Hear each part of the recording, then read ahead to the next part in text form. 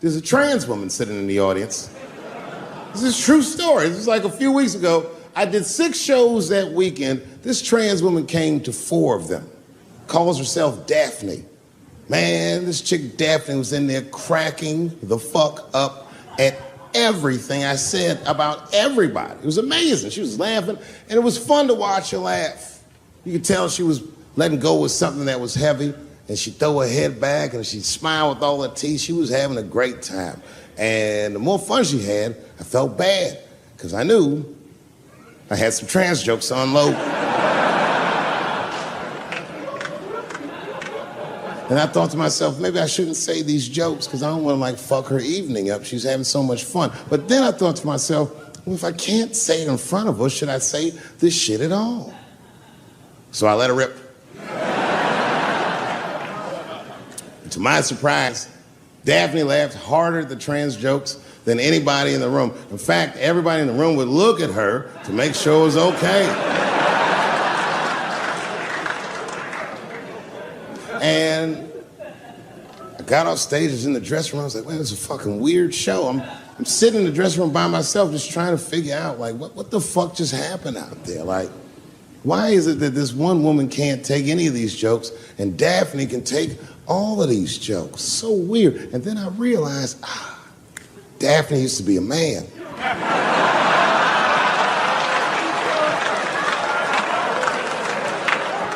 So now I go out of the dressing room and like you can see like all the staff is there like cleaning the club up, the audience had gone, and sitting at the bar by herself was Daphne. And she's like, hey, Dave, come join me for a drink. And I don't want her to think that I'm transphobic or nothing, so I'm like, fuck, I guess I could have at least a drink. And we get some tequila and we're sitting there. And she was fucking cool. Turns out that Daphne, she wants to be a comedian. She was asking me for advice, and I told her advice and all that shit. And then she says to me, she says, boy, you sure do get a bad rap for your trans jokes. I said, Daphne, thank you, but you don't have to say that. I hope I didn't offend you. She goes, no. She said, in fact, I read about you in the New York Times. I said, you did? She said, yeah. She said, I thought it was interesting that they blamed you for R. Kelly. They said you normalized him for telling jokes about him. I go, yeah, they said that. She goes, I wonder why they never said that you normalized transgenders by telling jokes about us.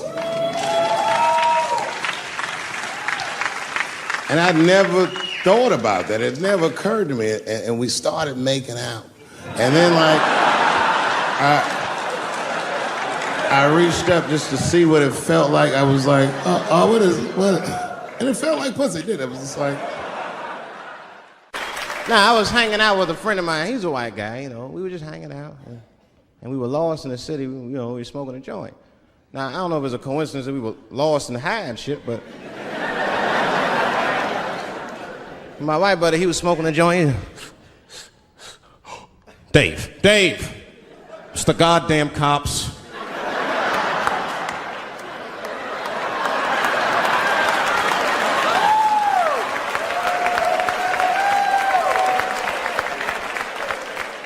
I'm gonna ask him for directions.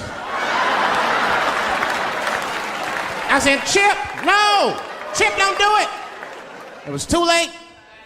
He was walking over there, this man was high as shit. Excuse me, sir. Touching him and shit. Excuse me. Need some information. Start confessing things you shouldn't confess. I'm a little high.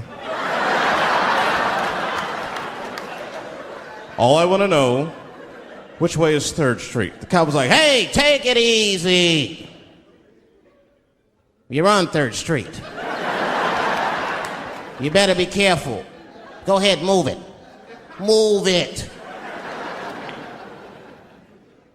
And that's all that happened. That's the end of the story.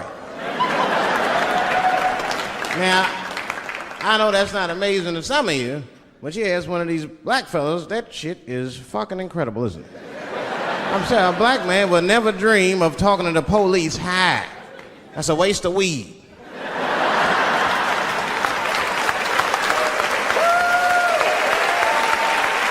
Serious. I mean, I'd be scared to talk to the police when I'm sleepy. They fuck around and get the wrong idea and shit. Oh my God. That nigger was on PCP, Johnson. I had to use necessary force. You saw him. No paperwork. Just sprinkle some crack on him. Let's get out of here. That's how it is. But at the time, I didn't think there was anything racial about it. I was just like, man, Chip, you got fucking lucky. You better be careful.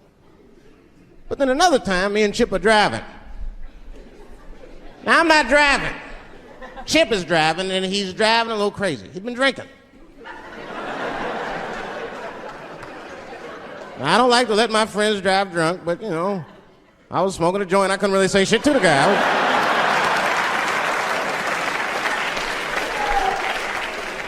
And we get at a red light. We stop at a red light, and a car pulls up next to us, and I'll never forget it. Chippy looks at me, he's all drunk, and she's like, Dave, I'm gonna race him.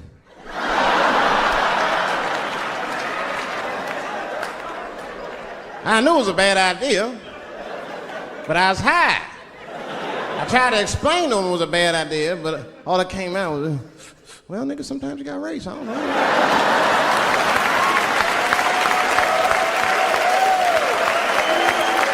Man, that light turned green and Chip took off, zigzagging and shit so no one could pass. The other car didn't even know he was racing.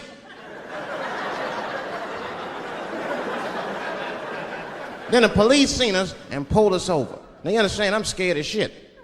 I mean, come on, the car smells like weed. I've been speeding, this man is fucking drunk. I was scared.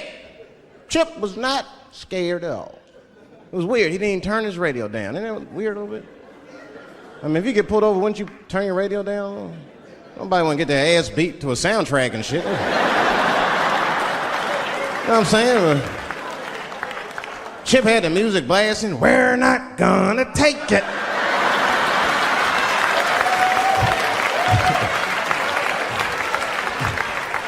He looked at me and said, Dave, just relax. Close your butt cheeks. Just relax. Let me do the talking. You wanna know what he said? This is almost exactly what he said. I couldn't believe it. He says, oh. Sorry, officer, I didn't know I couldn't do that. I was fucking shocked. The cop said, well, now you know. Just get out of here. Just get the fuck out of here. Chip said, okay, I will, sir. Thank you. What? What's wrong with you, Dave? I didn't know I couldn't do that. He said, that was good, wasn't it? Because I did know I couldn't do that.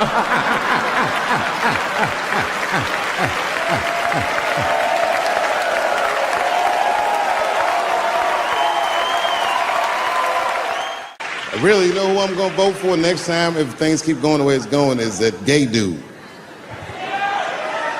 No, Mike Pence.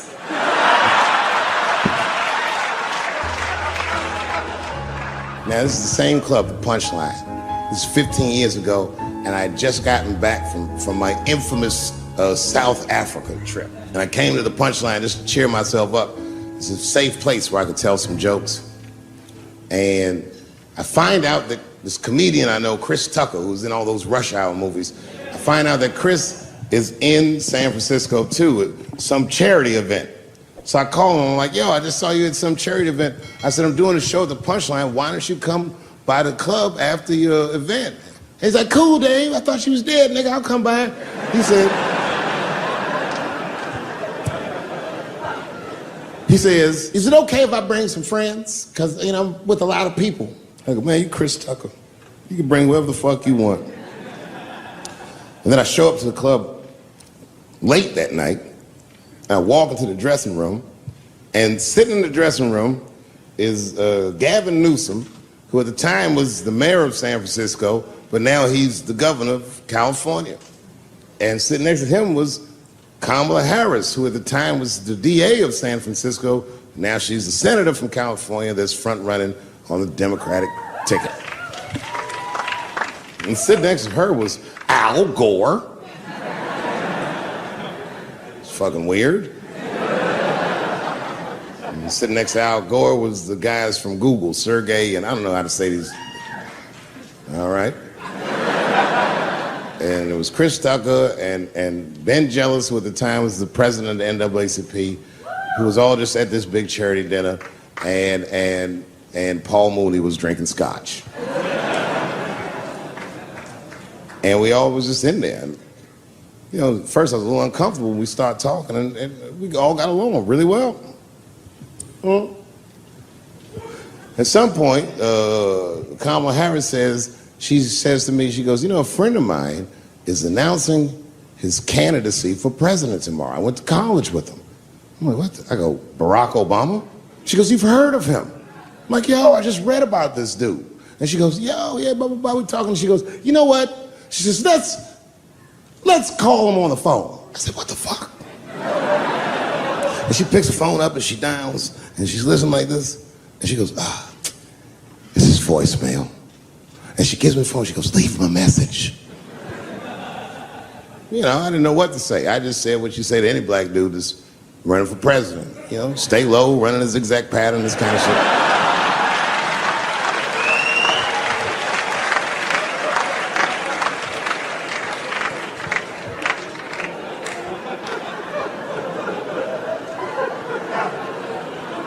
And then the last thing I say is, you know what? I said, sir, I really do believe you can do this. Like, man, I'm wishing you luck. Now, next day I wake up and go for coffee at a place called the Embarcadero. It's like an eatery by the sea in San Francisco. And I'm walking to the coffee shop and there's a police line and I can't cross the tape. But then I figure, fuck it, I'm Dave Chappelle, so I go into the thing like this. And the police yoke me. These motherfuckers like tackle me immediately. And I see over the police's shoulder Gavin Newsom. I couldn't remember his name, but I remember the night before I had kept teasing him and saying he looked like Christian Bale, the guy from the Batman movies. So I see him and I can't remember the name, so I'm just like, Batman, help!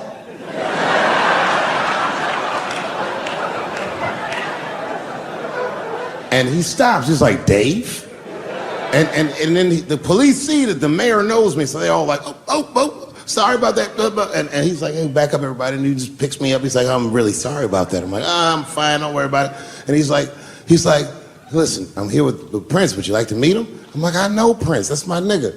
And we go around the corner, and it was Prince Charles, the Prince of England. I didn't know the protocol of meeting royalty. You're not supposed to touch him. I dapped him up like a nigga. My nigga. Ah! Just hugging him and shit like this, dapping him up. Like this. And that nigga was cool too. I was like, that's really fucking weird. And then I was just out there in the upside down, not having no TV show, trying to figure life out. And the election was going on in the background. And this guy, Barack Obama, was picking up steam. This motherfucker was killing it. And I had a chance to go to the last debate on the Democratic ticket, and I went. It's me and Chris Tucker sitting in Myrtle Beach, South Carolina. It's the last three candidates. It was Barack Obama, John Edwards, and Hillary Clinton. Now, Obama's a lot taller than Edwards and Clinton, and he had the center podium. And at one point, they're all on stage, and they start fussing, and Obama goes, look, none of us are perfect, like this. And his hands was like this, and there was light shining behind his head, and the other two candidates was looking up at the nigga, and I was sitting in the audience like, this nigga looks like Jesus.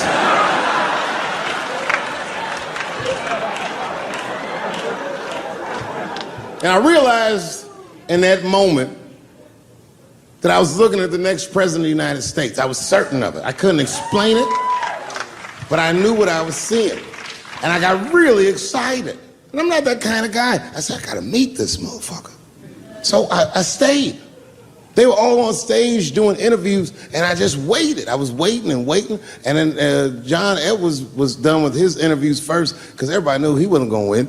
And I see John Edwards, and I said, hey, Senator Edwards, I just want to say hi. And that motherfucker looked at me like, I'm like, fuck you, nigga, you going to lose anyway. And then he left, and then Hillary Clinton just walked by me in one of them Steve Harvey suits.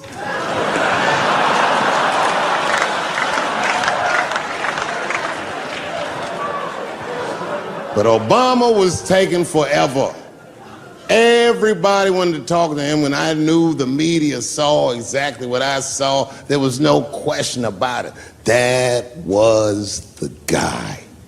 I waited and I waited, and finally, must have been over an hour and a half, he finishes his last interview. He's like, "Well, thank you very much. Good talking to you." And he turns around and we make eye contact. He sees me, and when he sees me, he looks over, he goes, "Dave Chappelle." And Obama did me the same way I did Prince Charles. He tapped me up, and he like bro hugged me, and he pulled me in, and I'll never forget this. He said in my ear, "I got your message." Thank you very much, New York City. Good night. You gotta make life interesting like that, because the shit is flimsy. Life is flimsy. You think you're gonna live forever, you ain't not gonna live forever. It's dangerous out here. We know what's going on. I travel now, you know. I used to think D.C. had the roughest ghettos in the country. Nah, nigga, I have seen some shit now. Oh, there's some rough areas outside of D.C. Yeah, everybody should go to the ghetto. I was taken to the ghetto one time. That's the worst. When you get taken and you're not expecting to go. You know, usually you want to know when you go in the ghetto, like, I'm going to see some wild shit. I got to prepare myself. I'm going to see something crazy. When you're taken, it's different. I had a limousine driver. It was after a show. It was late at night. It was like 3 in the morning. I had a limousine driver. He was a nice guy, talking to me and shit. "Oh, hey, where you from, dog?" "D.C., word." "That's a rough city, man." And his cell phone started ringing. "Hold on 1 second. Hello? Oh, what's up, nigga? What? What the fuck? Slow down. What the fuck? No! No! No! Fuck that, nigga. Fuck it. I'm on my way."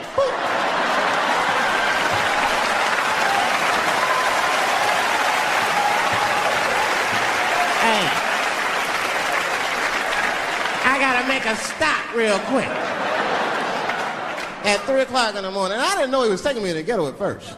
I started looking out the window. I was like, what the fuck? It's gun store, liquor store, gun store. Where the fuck you taking me? This don't look good.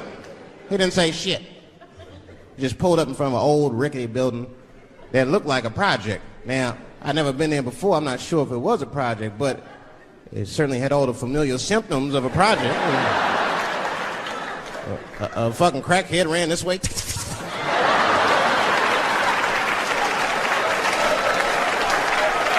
And then another one jumped out of a tree and shit. The driver said, "I'll be right back." And left me. Took the keys with him and just left me. At 3 o'clock in the morning, in front of a project, in a fucking limousine. This was not good. I was like, man, I gotta look around and see if I can see some landmarks and figure out where I'm at. Might have to escape on foot.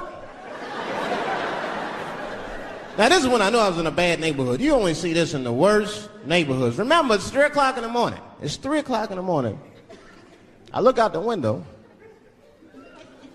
It was a fucking baby standing on a corner. Look at this. And the baby didn't even look scared. He was just standing there.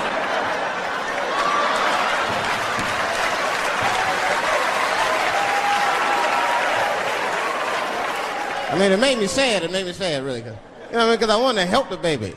I was like, I don't trust you either. I'm sorry. Click. Click. The old baby on the corner trick, eh? I'm not going to fall for that shit. Where's this limousine driver? You know, I start feeling bad. As time goes by, I start feeling worse. Like, man, what is wrong with me? What the hell's wrong? I'm scared of a baby. I mean, this baby could be in trouble. He might need my help. I got to do something. But I wasn't going to get out the car. I'm serious, man. I just cracked the window a little bit. There's an old limousine. I can roll it down.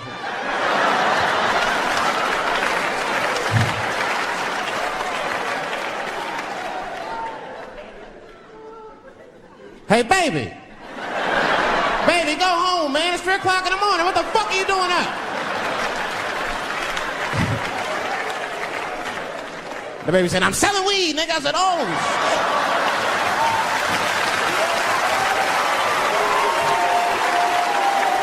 I wasn't expecting that. I'm sure I had to buy 2 bags from the call my name. Let me get 2 coins. Got back in the car and rolled me a joint, man. So, that shit was scary, man. Every once in a while, like a crackhead would come up to the car and look in the window. It was like Jurassic Park and shit. He'd be looking on the car. Hey, get out of here, cracky. That baby was still standing there, man. Then I started feeling bad again. Yeah, weed make you feel guilty sometimes, you know. Man, what is wrong with me, man? I have just bought weed from an infant. I can't condone this kind of behavior. What am I thinking? I can't let the fear ruin my morals. Gotta do something.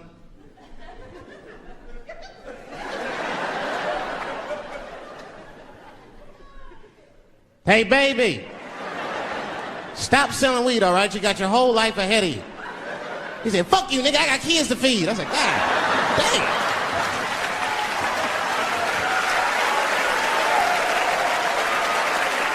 Sad. And just at that very moment, one of the crackheads was running across the street and got hit by a car. I know it was a hit and run. The police did it. That's all right, they sprinkled some crack on him and got back up. I knew one of these nights, it's like somebody gonna throw a banana at me one of these nights, niggas. Because that's how it starts, with the name calling. Like that Paula Deen. Remember Paula Deen got fired from the Food Network? If you know anything about show business, it is really hard to get fired from the fucking Food Network. And they dropped that bitch like a hot potato. All because she called somebody an N-word 30 years before she had a show. I don't know who she said it to, but whoever it was just looking at her like, I'm gonna get you for this bitch. That shit came back 30 years later like a Bill Cosby rape and sunk a battleship.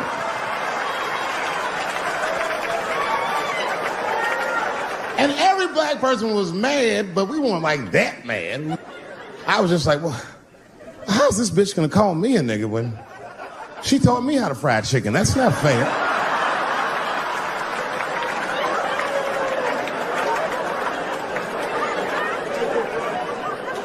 I think Donald Sterling shit was more serious. Remember Donald Sterling? He used to own the Clippers, and then he got caught on a secretly recorded tape saying some very unsavory things about African Americans. And there's a lesson in that for all of us. The lesson is, if you are old and white and racist in this great country, whatever you do, don't tell your black girlfriend about that shit, because that's who made the tape. She recorded all that shit, and the tape was terrible. He was like, stop bringing these black guys to my games. First, we're all confused, like, well, how the fuck are you gonna have a game without us? But it turned out that the black guy he was speaking of was none other than Magic Johnson, the billionaire. Unbelievable. Never even mentioned the fact that he had AIDS, which is... This guy must be really racist if AIDS is the footnote. Well, you gotta be careful, baby. He got the old Ebola.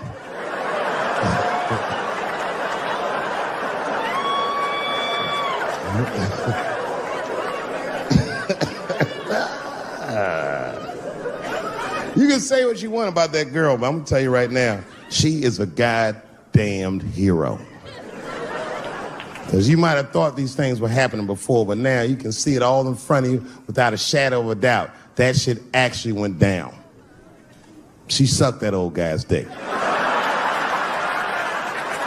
She really took one for the team on that one. It's really gross. This dick is like 80 years old. It's like tasting history. Like 5 wars on it, Civil Rights Movement, Great Depression. This guy's been fucking from 40 years before Bill Cosby's first rape. This is a very old man. A very old penis.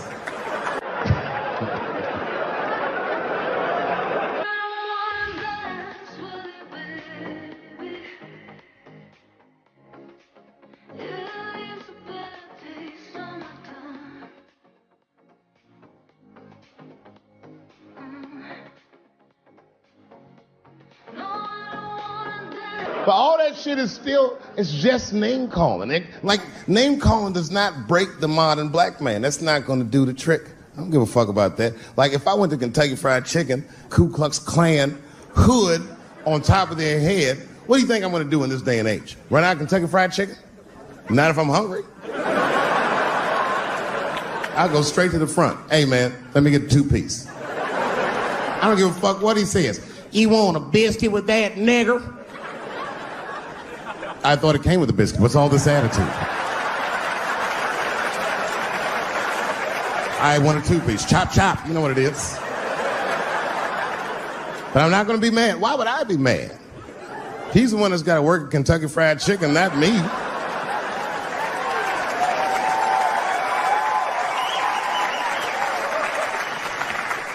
Well, how about this? What if I lived in Austin and I had a white girlfriend? It's possible in Austin. As a matter of fact, some people say it's necessary, but that's not the point. And me and my white girlfriend at home one night and we're just doing what lovers do. Maybe she's butt naked and she's down on one knee, giving me a hand job. I love a good hand job. And she's really jerking me off. You know, getting her obliques nice and tight. I got a huge dick, so she's like, And I'm like, wow, this really feels wonderful. I think I'm gonna come. Nigger. I know, that's a tough one. But what do you think I'm gonna do? Hey!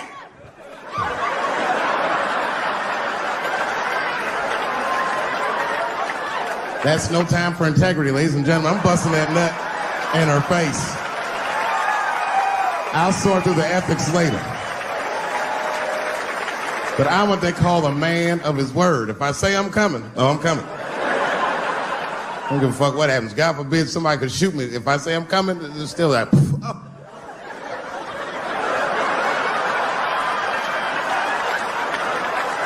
Doesn't mean I like getting shot.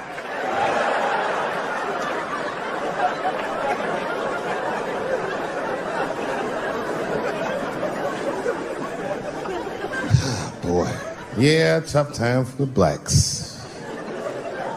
I'm not gonna say nothing about the police. I'll leave that for Chris Rock. Celebrity hunting season. Doesn't matter what I say, they're gonna get everybody eventually. Like, look, I don't think I did anything wrong, but we'll see.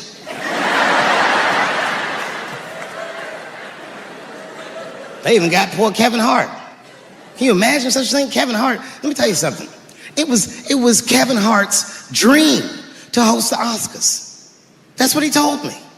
And I remember when he told me, because I was thinking to myself, well, that's an awfully strange dream for an African American.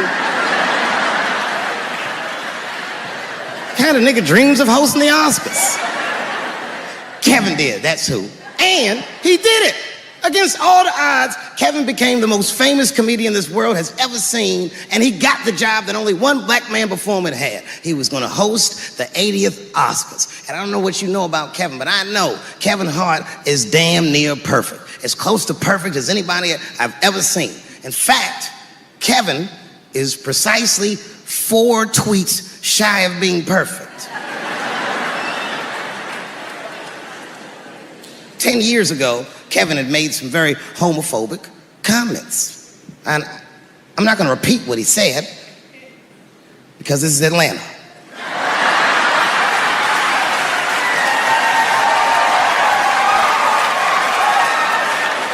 You know what I mean. I'm sure there's a lot of gay men here tonight with their wives.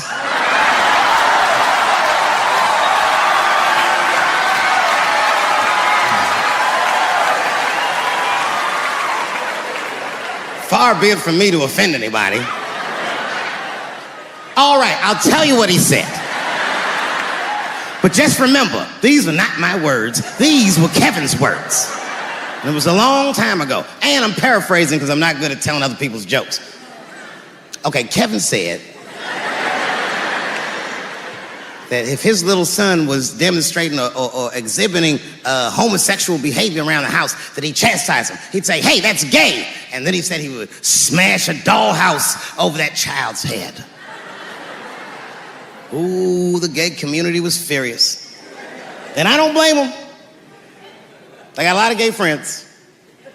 And all of them, 100% of them, all have told me fucking horror stories about the shit they had to go through just to be themselves. Crazy, crazy stories. And in all those stories, I gotta say, not one of them has ever mentioned anything like their father smashing a fucking dollhouse over their head. Because clearly Kevin was joking. Think about it. You would have to buy this nigga a dollhouse to break it over his head in the first place. Does that sound right? Is anybody gonna do that? The gay community was upset, and then they put so much pressure on the Academy of Motion Pictures and Sciences that they went to Kevin and said, if you don't apologize to that community, then you cannot host these Oscars. And then Kevin said, fuck it, I quit.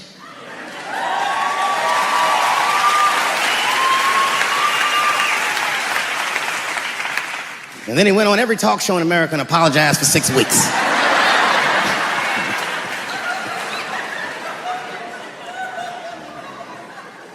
Kevin fucked up. I understand the mistake he made because I've made the same mistake early in my career. This is many years ago, 15 years ago. It's when I was doing Chappelle's show. There's a, thank you.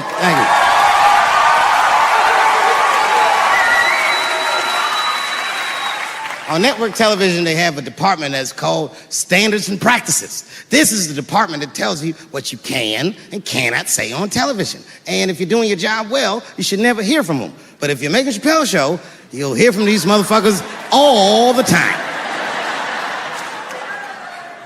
And remember, this is 15 years ago. I made a mistake. I didn't even know I had done anything wrong. I had written a sketch that had the word faggot in it.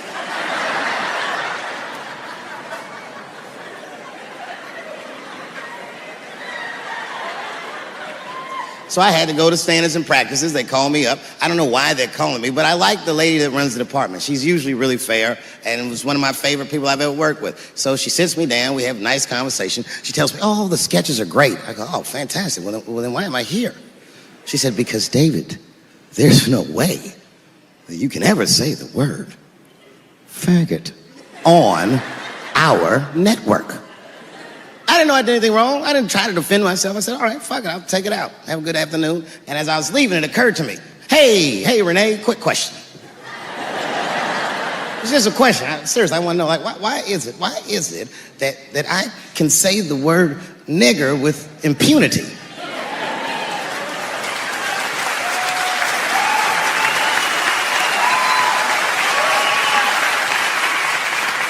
But I can't say the word faggot. And she said, because, David, you are not gay. I said, well, Renee, I'm not a nigger either.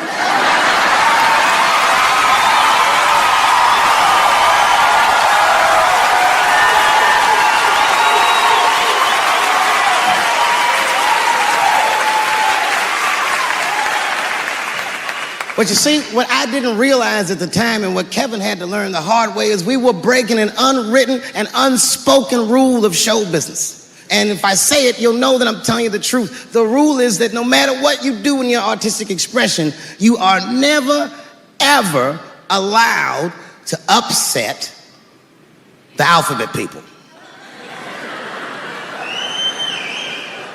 You know who I mean. Those people that took 20% of the alphabet for themselves.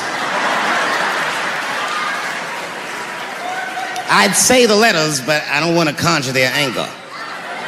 It's too late now. I'm talking about them L's and them B's and them G's and the T's. People be surprised. I have friends, all kinds of letters. Everybody loves me and I love everybody. I got friends who are L's, I got friends who are B's, and I got friends who are G's. But the T's hate my fucking guts.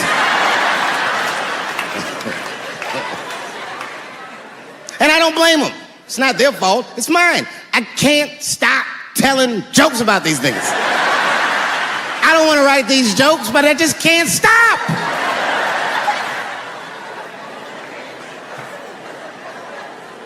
You know, you hear all those letters together all the time, LBGT, LBGT, and you think it's just one big movement. It's not. All those letters are their own movement. They just travel in the same car together. And my guess is,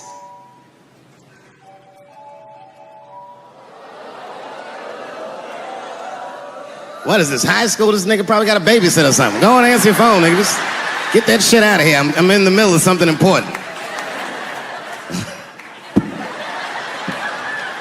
Wouldn't it be funny if we made fun of him? He's like, and he went outside like, hello? Mama's dead. Oh no! Mama's dead.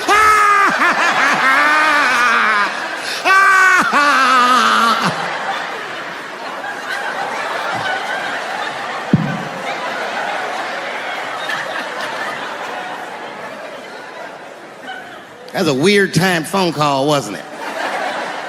It's like his phone is gay.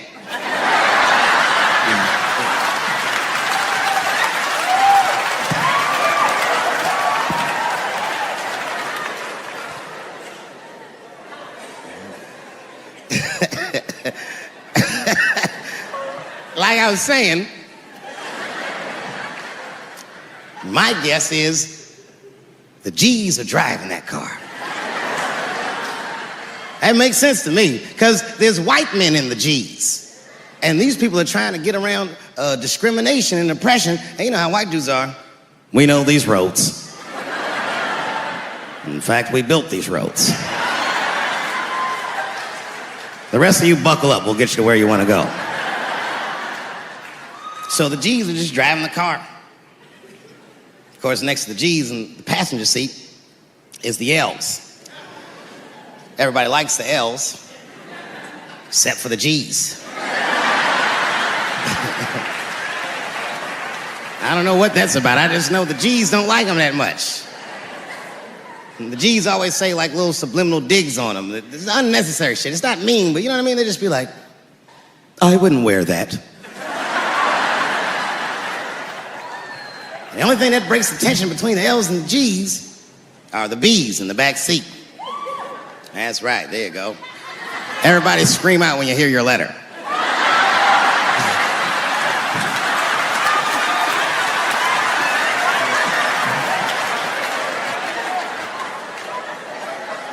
If it's one thing that the L's and the G's agree on, is that the B's are fucking gross. They seem greedy to the L's and the G's, you know what I mean? Because they're just sitting in the back seat like, yeah, man, I'll fuck anybody in this car. What's going on, man?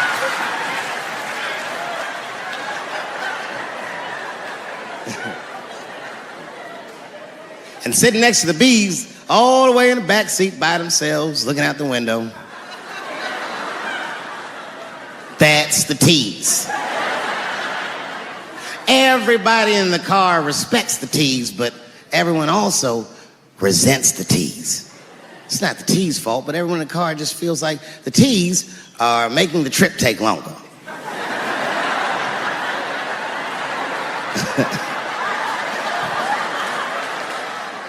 Anything the T's say gets on everybody's nerves. And then the T's don't even say anything bad. They just be in the back talking to himself. I'm hot. Shut up. Shut the fuck up, okay? Just roll the window down, you bitch. I don't know what you...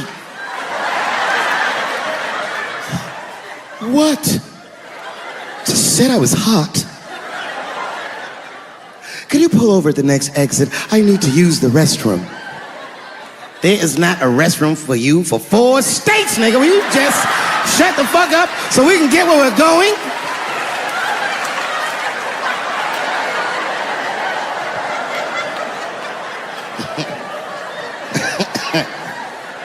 And just when that car can't get any more tense, the Q's are a hitchhiker that they pick up on the road. Some white dude in booty shorts is walking down the freeway.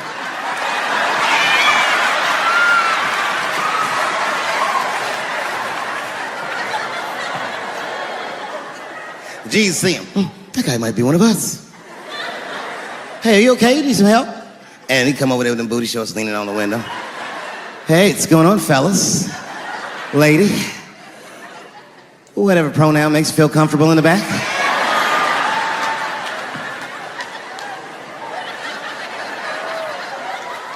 Yeah, I don't really know where I'm going. I don't know if I'm gay or I'm straight or whatever. All I know for sure is that I really want to get in this car.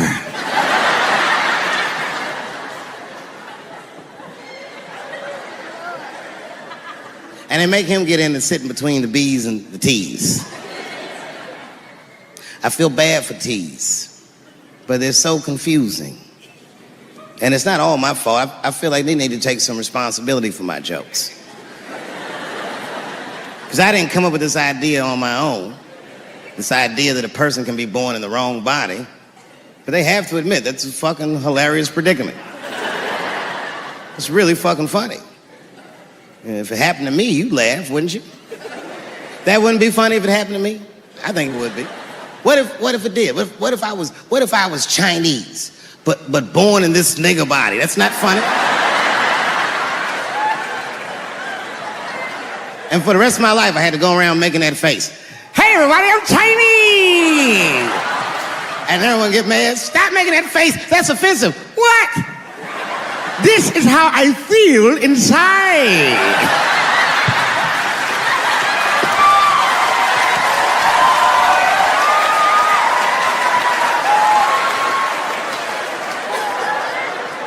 Grow up, that doesn't make me gay. I just titty fucked her. His titties are as real as any titties in L.A. It's 2 o'clock in the morning. I was just borrowing a little friction from a stranger. Oops.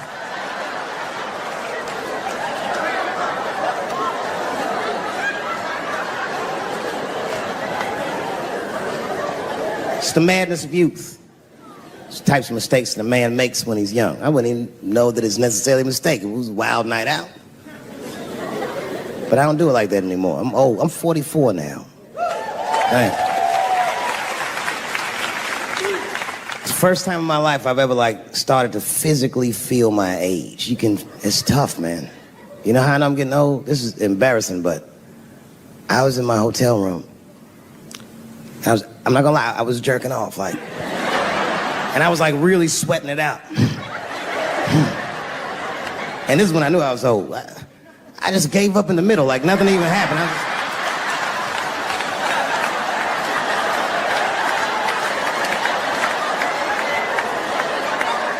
I don't like looking at my dick anymore. My dick looks distinguished. It's old, an old looking dick. It's got salt and pepper hair all around it. My dick looks like Morgan Freeman in the 90s. Without the dots. My dick narrates. Dave pulled me out and started jerking me around and jerking me around. But not with the same vigor as when he was young. He and I both knew nothing was coming out.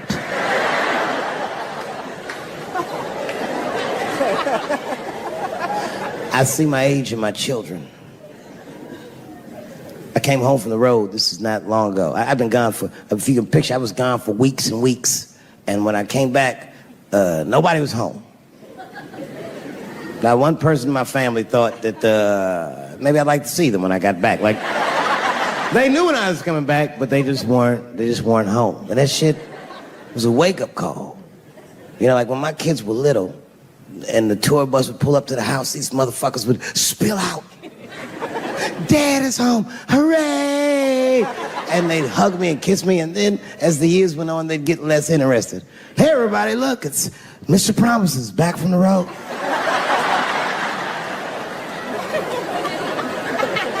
But empty house, that's some cold shit. And I went into my oldest son's room. I was like, hello, hello? He was gone. And I'd never done this to him before, but for some reason I just did it. I just looked through his shit. Just to see who this motherfucker was becoming. And I found these notebooks and I started going through the notebooks and there was all this wonderful poetry in them. Written in his handwriting. I didn't even know this nigga wrote poems. And then I looked through his drawers, and I opened up his middle drawer, and I found his rolling paper. And I looked down at them papers like, oh, that's where that poetry's coming from.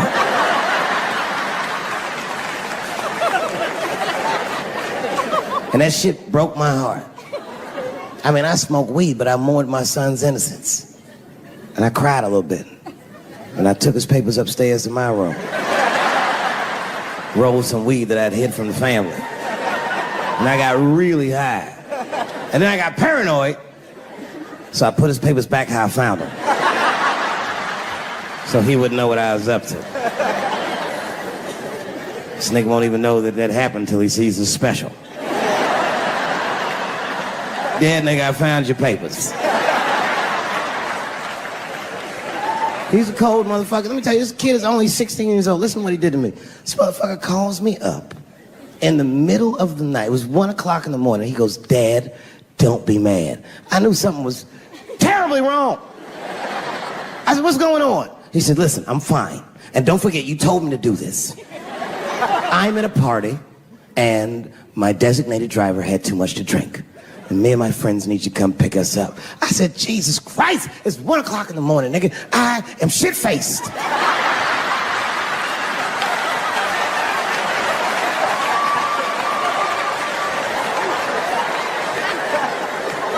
But I figured, fuck, it's better me than some kid. I might as well roll the dice and go pick my nigga up. I said, all right, I'm coming to get you. Just give me the address and I'll be right there. And then he gave me the address and I was shocked. I said, son, you are not gonna believe this, but I'm at the same party, nigga.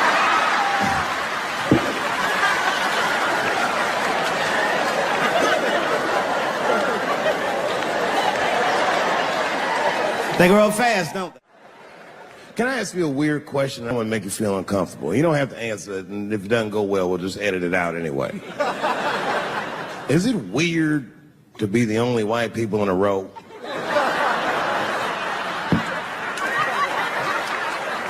Is it weird? I mean, you can be honest. Does it feel strange? Are you worried at all?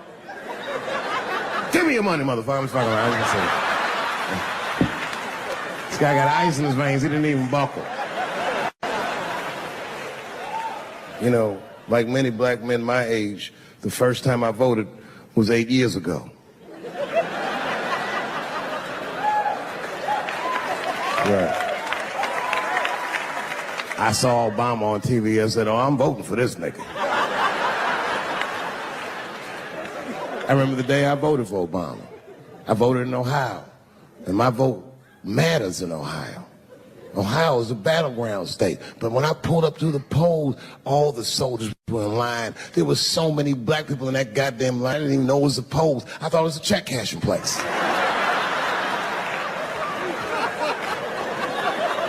And we were hugging each other, and old people were singing hymns and spirituals. They verdict times 10 or some shit.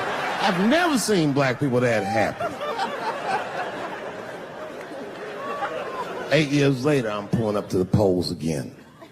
This time, I'm driving a brand new Porsche because the Obama years were very good to me.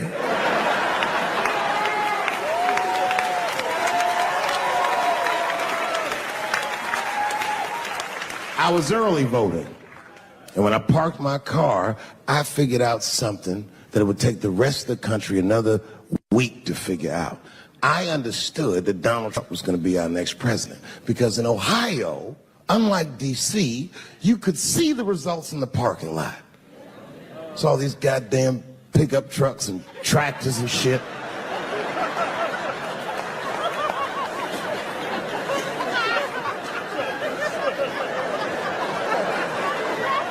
And then I walked up and I saw a long, long line of dusty white people.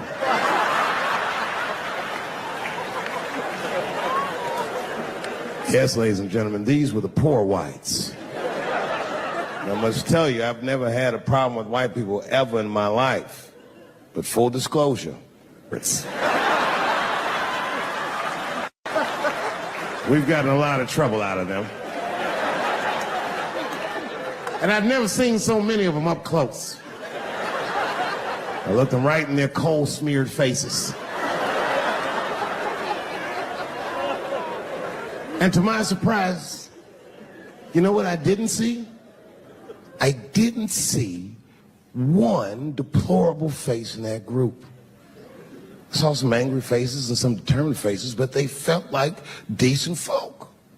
No, they did. In fact, I'm not even lying, and I didn't sound fucked up, but I felt sorry for them. I know the game now. I know that rich white people call poor white people trash. And the only reason I know that is because I made so much money last year, the rich whites told me they say it at a cocktail party.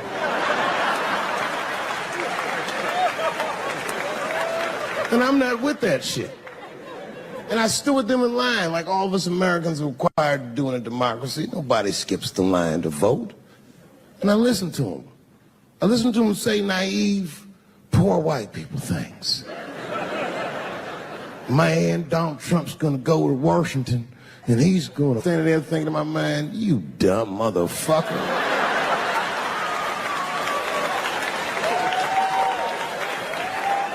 You are poor. He's fighting for me.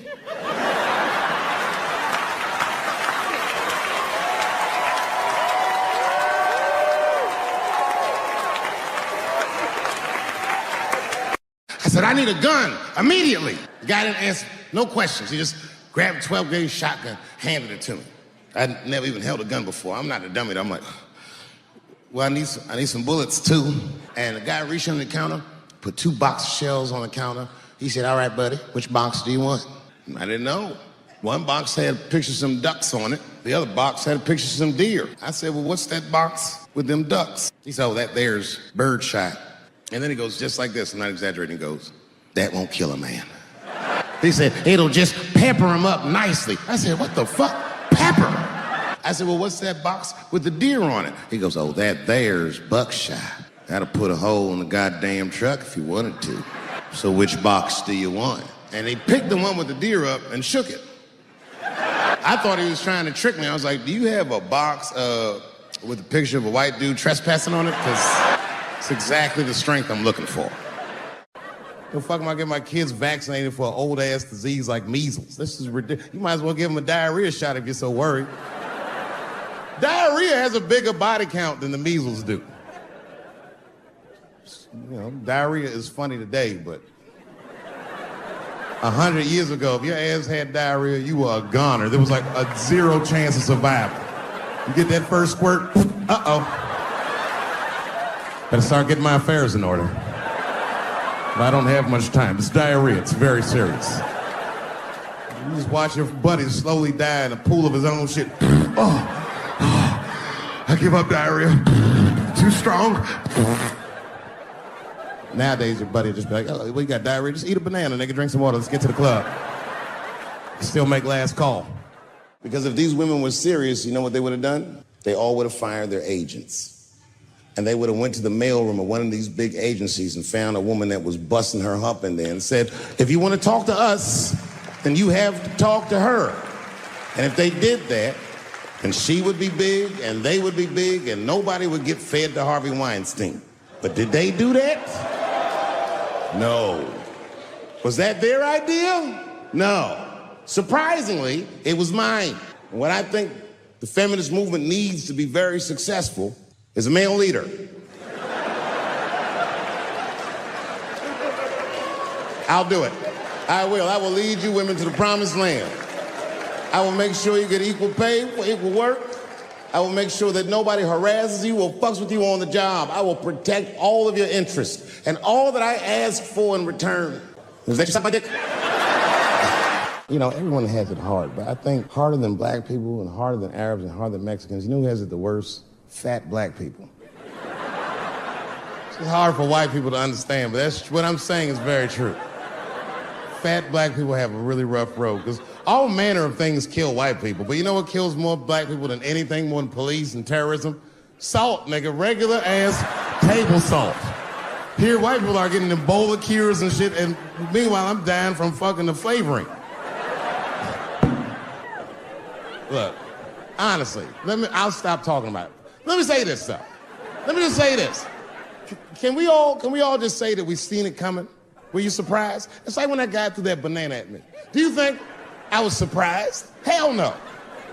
I've been in show business 30 years. I was expecting this banana. I knew one of these nights, it's like somebody gonna throw a banana at me one of these nights, niggas. I'm just being real. It's fucked up, man. It's a tough time for the blacks. I love you too. And then here comes the banana peel. I'm waiting on it in a second. You know, that's how it starts. I saw in the paper today that the guy that threw the banana at me got arrested again because he threw a banana at another motherfucker in a bar in Santa Fe. Look it up online after the show. He actually did that. And that guy was black too. I'm just saying. And you know what a guy said he did it at night? He said, I did it because Dave Chappelle is racist. So, nigga, that's not the best way to handle that if I am racist. What if Martin Luther King just went around throwing tuna casserole on white people? Would that work? Huh? I seen your girl bubbling. She's drunk as hell, buddy. Listen, sir, I don't know what she's saying, but just take my advice. Get some water in her, or you're gonna have some dry pussy when you get home. I remember I was at this bar one time. This is that kind of bar it is. I was in there one time, I was fucked up, and I turned around to everybody in the bar, I go, hey, everybody, I'm gonna buy everyone in the bar around the drinks. And all the motherfuckers like, hoorah! And the bartender knew I was drunk, so she pulled me aside. Mr. Chappelle, are you sure about that? That's going to be $16. Guess who was in the bar? I thought I was seeing things. I looked across the room, and I saw the trans bitch from the picture. I said, what is a trans person doing in a place like this? This is very dangerous behavior. And she was with two big, buff, gay black dudes. I didn't know these dudes, but I know they was gay. If they had a dick in their mouth, they wouldn't look any gayer than they did just sitting there. They had 1980s gay face. You know what that is? Remember in the 80s when gay people looked surprised all the time? You think like Caitlyn Jenner's a bad person. I'm not mad at her for doing it. Not even mad at Sports Illustrated. If I'm mad at somebody, I'm probably just mad at myself. You understand? Because deep down, I know that I am not strong enough to not look at those pictures. And I don't think I'm ready to see what she's trying to show me. So Caitlyn, goddamn it, if you go through with this thing, bitch, you better go hard or go home. I want you to go all the way. Hustler style. Do you know what hustler style means, miss? That means spread the lips.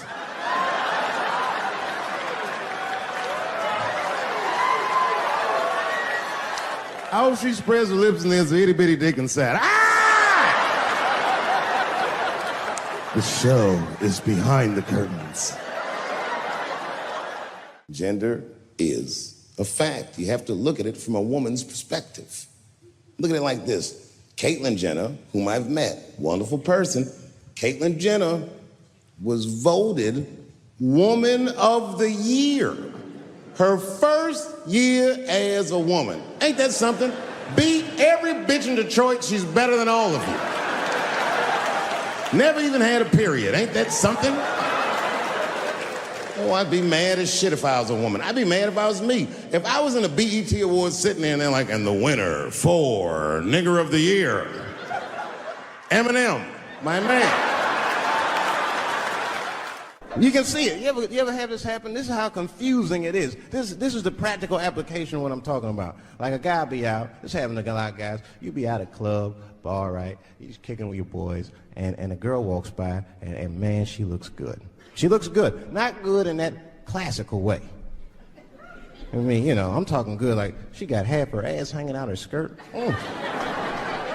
Her titties are all mashed together, popping out the top of her turtleneck and shit.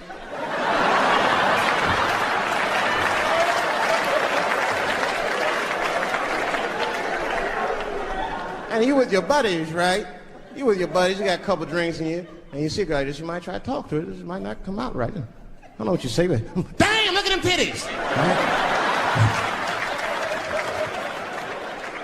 The girl gets mad and says, oh, wait a minute. Just because I'm dressed this way does not make me a whore.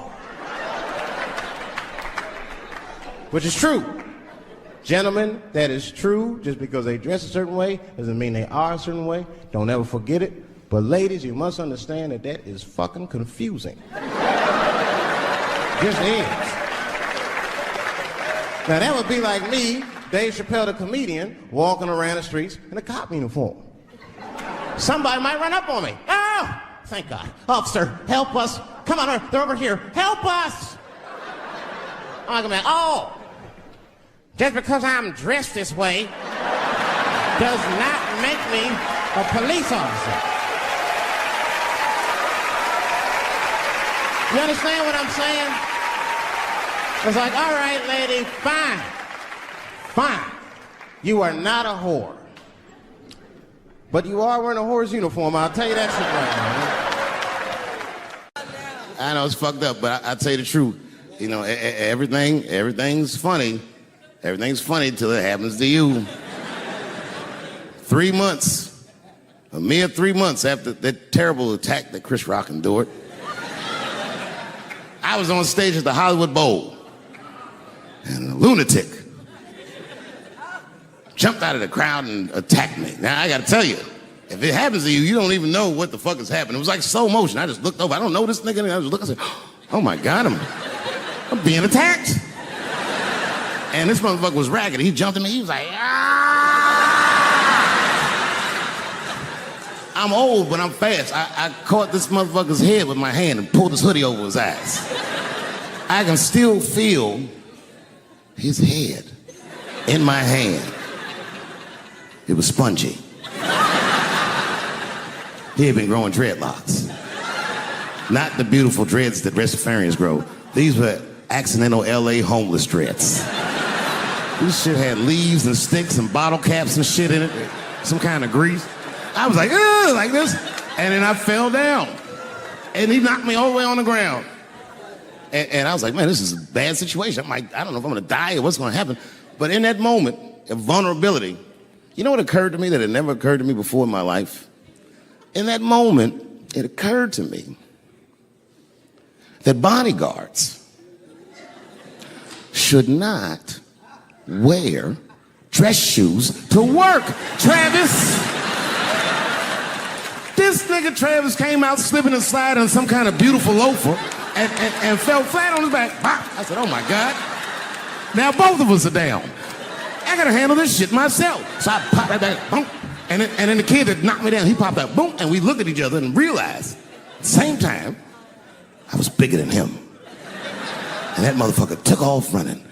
And I started to chase him, and I said, fuck him. And I picked the microphone up. I said, I'm gonna finish this show now.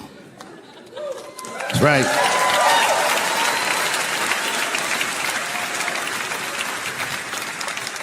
For 3 months before that, I'd been making fun of Chris Rock.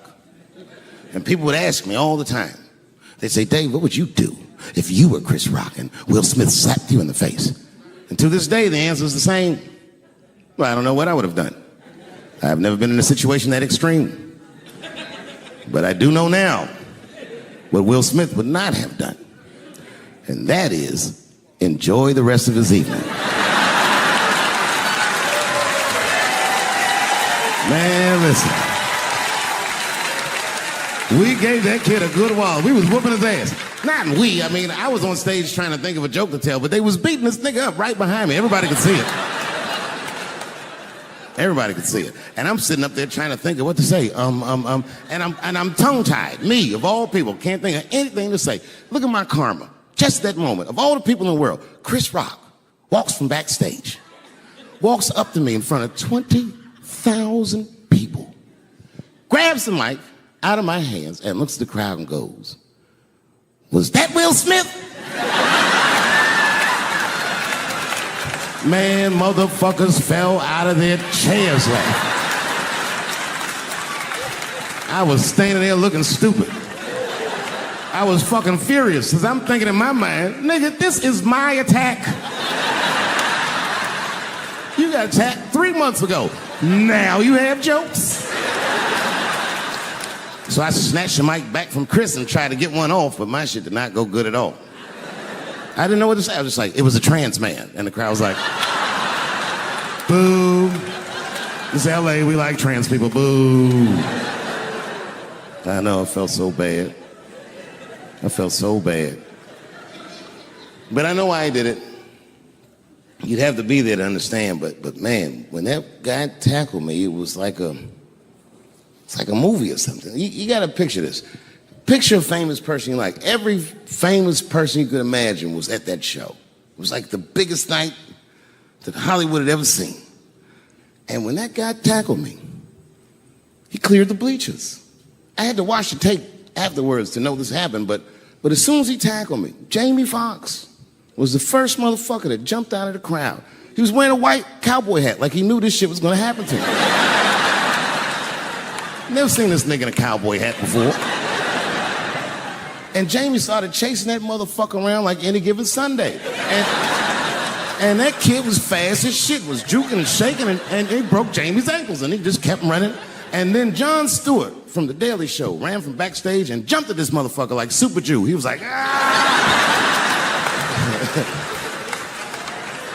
And the kid seen John coming, so he jumped back, and John went flying that way. And this kid was fast, and then he turned around. He sees the emergency exit. He starts running for the emergency exit. Just before he got to the door, motherfucking Puff Daddy from Bad Boy Records jumped in front of the door. That nigga was like,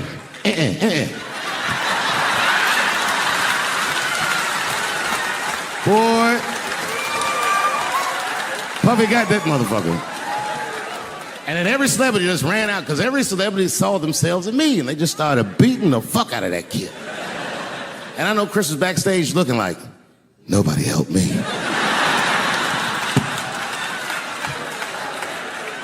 Everybody hates Chris.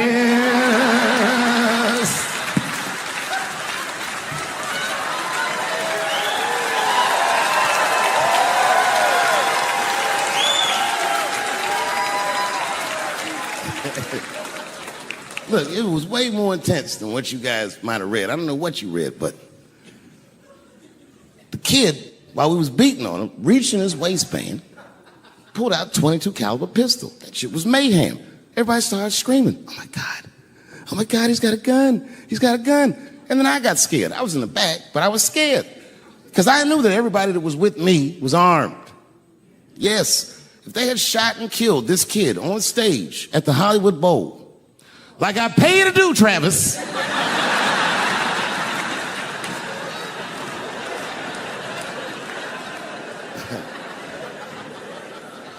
but Travis G'd up. Travis wrestled the gun out of the kid's hand, and then he took it like this and tried to chamber the round, and he couldn't. So he pulled the trigger, and it wasn't a gun. A knife blade popped out of the front. I guess this kid was gonna stab me. Some scary shit. So the next night, even though I didn't have a show, I said, I gotta get right back on stage. And I went and did a show. And someone in the audience screamed out, Dave, what happened with the attack? And I didn't know there was a journalist in the room. All I said was that this nigga had a knife that identified as a gun. I got 6 more weeks of bad press for that joke. I didn't even do nothing to this nigga. That was not right. That was not right. And then the New York Post went to the jail and interviewed my attacker like he was some kind of hero. And I read that interview. It turns out the entire attack was my fault. Yes, I triggered him. I didn't mean to. I had done jokes about the homeless. It turns out this young man was homeless. And I mean, there's no way I could have known this. But I will say, for a homeless guy, this nigga had incredible seats.